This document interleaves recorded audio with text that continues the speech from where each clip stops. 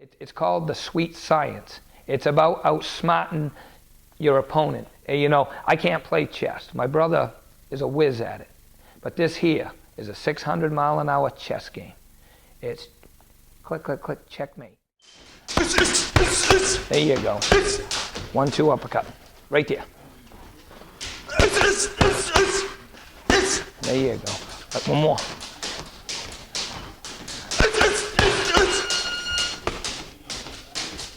I don't care. There's not a 145-pounder that walks that will take that if it hits flush.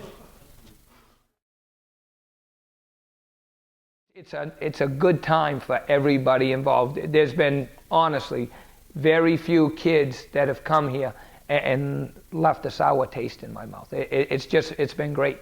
But Brandon, definitely, you know, we're the closest. We spent the most time together.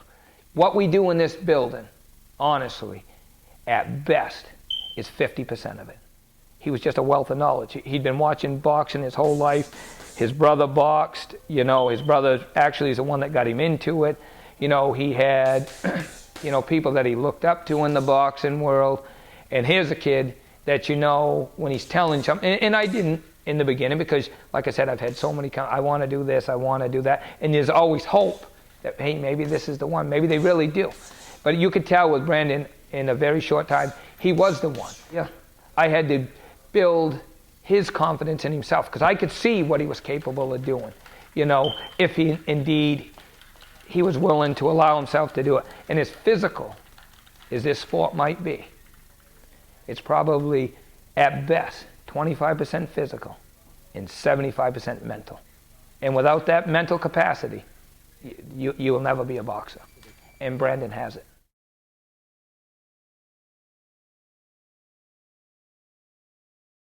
I met Skeet like 2006 at my first amateur boxing match. It was held in Burlington, Vermont at the Memorial Auditorium. I recognized him up on the stage where all of our fighters and coaches were getting ready, and I introduced myself, and I can remember the conversation just like it was yesterday. He spoke of my grandfather. He used to come up here and fish as a child, and my grandfather always was good to him and his friends, and it was a good conversation. It was like a warm welcoming, you know, into the boxing community for him and I meeting each other. I knew at that point, like, you know, this is going to be a friend of mine for as long as I'm around the boxing world. I had no idea at that point, you know, him and I were going to end up joining the team together, you know what I mean? But I knew he was a good guy. I definitely got a good vibe. Right there, he's going to throw it, and when he does, you're just going to time it. Pop, pop. Pop, pop, pop. Just really work on it. Not just continuously that, because it'd be pushing, he'll catch on, but when you're about to get started, that's what I want you to do. Concentrate on that. Just pop, pop, pop. Trying not to chase him, trying to Yep. sit back away. Yep. Come back away, go to right, make him come to you, and you settle down, and really work on it. Yeah. You know, along I feel with like an that. idiot if I wait 10 seconds. And No, but don't. It's about the W.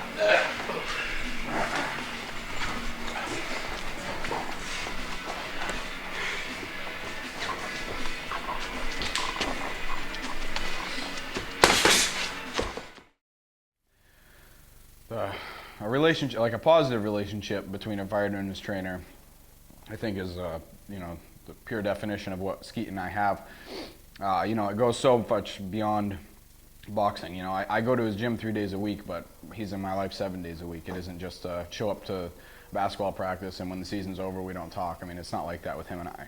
You know, there's some fighters that come there, you know, he doesn't have such the close relationship with, but yeah, I've paid my dues. I've been going there consistently for 4.5 years now without ever taking any type of a break or, you know, not showing up without telling him. I mean, he knows a week ahead of time usually if I'm not going to be there. So our relationship is a lot like family. You know, we do things other than just box. You know, he'll come up, we'll go fishing. We go to boxing events together, and it's good. You know, my family's close with his family, so it works out really well. If it wasn't like that, it wouldn't be as successful, I don't believe. I mean, he works twice as hard as the average man with no disability. I mean, I don't look at it, I hate even saying the word disability because I don't look at it like that with him at all. So I almost feel wrong saying that. I don't even recognize it. The man walks circles around 99% of people I know. So he's a man for the job when it comes to Jab. anything as far as Shorten boxing everything up, goes. same thing. 1, 2 uppercut. It doesn't slow us down in the least bit. Good job. It was my intent to become a professional fighter. You know, I ended up with an amateur record of 22-2.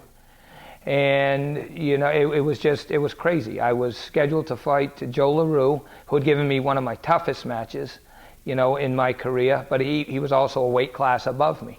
And we was going back to Laconia, New Hampshire. I beat him at the Waterville Armory. We had scheduled to fight 3 other times in Maine, which it never happened. So we was going to fight him in his hometown at the Laconia Ice Arena.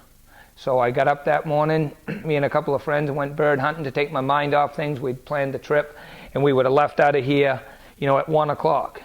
Well, needless to say, at about 11:30 we sat down to take a rest, and when we got up from the rest, my shotgun discharged, taking my right arm off.